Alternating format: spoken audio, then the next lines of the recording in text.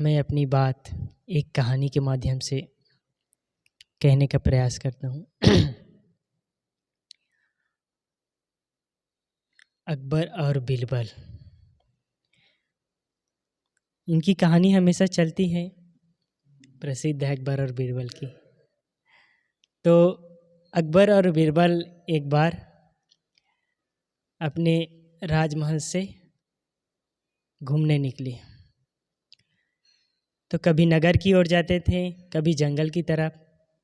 तो एक बार बाजार की तरफ गए,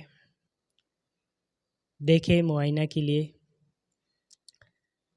तो देखे कि वहाँ एक व्यक्ति कंबल बेच रहे थे और बड़े दुखी और परेशान थे।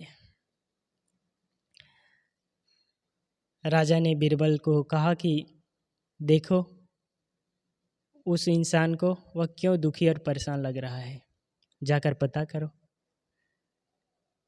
बीरबल पता किए गए, पूछे क्यों भाई, आप बड़े दुखी और परेशान लग रहे हैं, क्या बात है। तो व्यापारी ने कहा कि ठंडी का सीज़न है करके मैंने बहुत सारा कंबल खरीद लाया। मेरी जितनी भी जमा पूंजी थी, उस जमा पूंजी से मैंने कंबल खरीद लिए, और इस बार ठीक से ठंडी हुई नहीं तो कंबल भी बिके नहीं। तो मैंने तो सारी पूंजी इस कंबल में लगा दिए, व्यापार में लगा दिए, तो मैं जीवन कैसे चलेगा। कंबल बिकेंगे तो मुनाफा होगा और उस मुनाफे से जीवन चलेगा। तो बीरबल राजा को बताए ऐसी ऐसी बात है। तो राजा ने दूसरे दिन अपने सभी दरबारियों से कहा कि जितने दरबारी हैं सब के सब कल एक कंबल खरीद के लाना है, और जो नहीं लाएगा उसको 500 रुपये जुर्माना। अब राजा का निर्णय है, सबको मानना ही पड़ेगा। नहीं मानेंगे तो 500 जुर्माना देना पड़ेगा, दंड मिलेगा। तो सभी दूसरे दिन उस व्यापारी के पास गए और कंबल खरीदे। तो व्यापारी ने देखा कि आज तो कंबल बहुत बिक रहे हैं, तो कंबल का दाम 25 रुपये था तो दाम बढ़ा दिए। फिर कुछ देर बाद देखे कि कंबल थोड़े ही बचे हैं और खरीदारों की भीड़ लगी हुई है, तो फिर उन्होंने फिर और दाम बढ़ा दिए, 25 से 50 किए, 50 से 100 किए। अंत में पूरा कंबल बिक गया, बस एक बचा था। तो उन्होंने सोचा बस एक कंबल बचा है, मैं अपने ओढ़ने के लिए रख लेता हूँ। तभी बीरबल गए उनके पास कि कहा भैया मुझे कंबल चाहिए। उन्होंने कहा कंबल तो नहीं है, ख़त्म हो गया, सारे बिक गए। नहीं मुझे चाहिए ही, चाहे कैसे भी करके आप कंबल दीजिए मुझे। तो उन्होंने कहा अच्छा एक कंबल बाकी है, तो कितना मूल्य। कहे 250 रुपये। बीरबल ने कहा पूरा दिन तो आप 25 रुपये में कंबल बेचे, अब 250 कह रहे हैं। तो उन्होंने कहा नहीं, 250 से कम में नहीं दूंगा, आपको लेना है तो लीजिए। तो बीरबल ने सोचा आखिर 250 में ले लेता हूँ, नहीं तो फिर 500 जुर्माना देना पड़ेगा, इसलिए 250 में ही ले लेता हूँ, 250 बच जाएंगे। वह कंबल खरीद लिया। फिर दूसरे दिन राजा और बीरबल निकले, अकबर और बीरबल आज सोच रहे थे कि चलो आज उस व्यापारी के पास चलते हैं, देखते हैं, आज तो वह बहुत सुखी होगा। पता किए गए, देखे व्यापारी फिर उदास। तो राजा और बीरबल आश्चर्य में पड़ गए, आज तो उनको खुश होना चाहिए, उनके सारे कंबल बिक गए।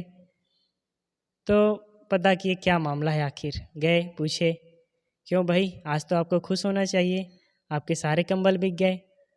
उन्होंने कहा कि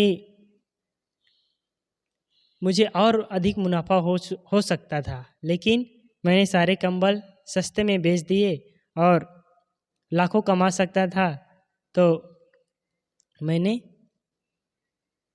मुझे बहुत नुकसान हुआ। मतलब एक तो पहले दुखी किस बात के लिए थे कि कंबल नहीं बिक रहे हैं, इस वजह से। अब सब कंबल बिक गए, मुनाफा हो भी गया, तो क्यों दुखी हैं?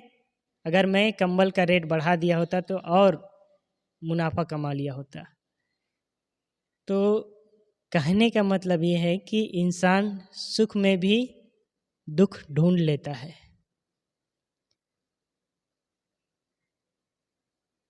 इंसान के पास सुखी होने के अनेक साधन हैं, अनेक उपाय हैं जिससे वह सुखी हो सकता है, लेकिन वह सुखी होना नहीं चाहता। सदगुरु कबीर ने एक कहा है, नक पसान जग सकल है, पारक बिरला कोय, नकते उत्तम पारखी जग में बिरला होय। संसार में हर तरह के लोग हैं, अच्छे भी हैं और बुरे भी हैं। हमारा दृष्टिकोण कैसा है, हम क्या सोचते हैं, क्या चाहते हैं, महत्वपूर्ण इस बात का है।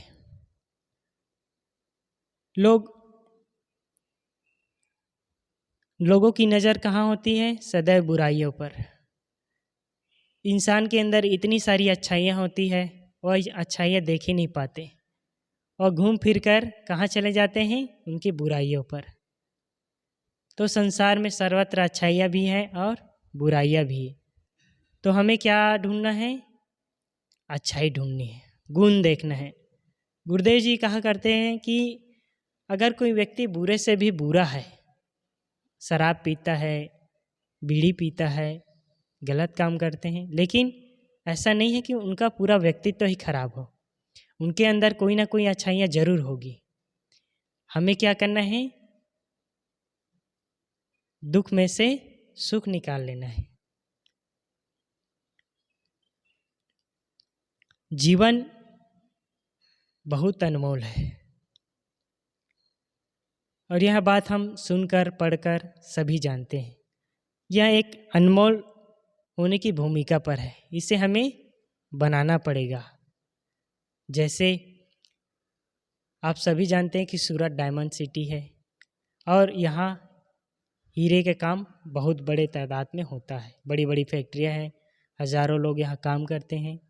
जब हम हीरे को बिना तरासे, जिस हीरे को तरासा नहीं गया है, उसको देखेंगे तो क्या कहेंगे? सामान्य रूप से यह कंकड़ है या कंकड़ लगेगा।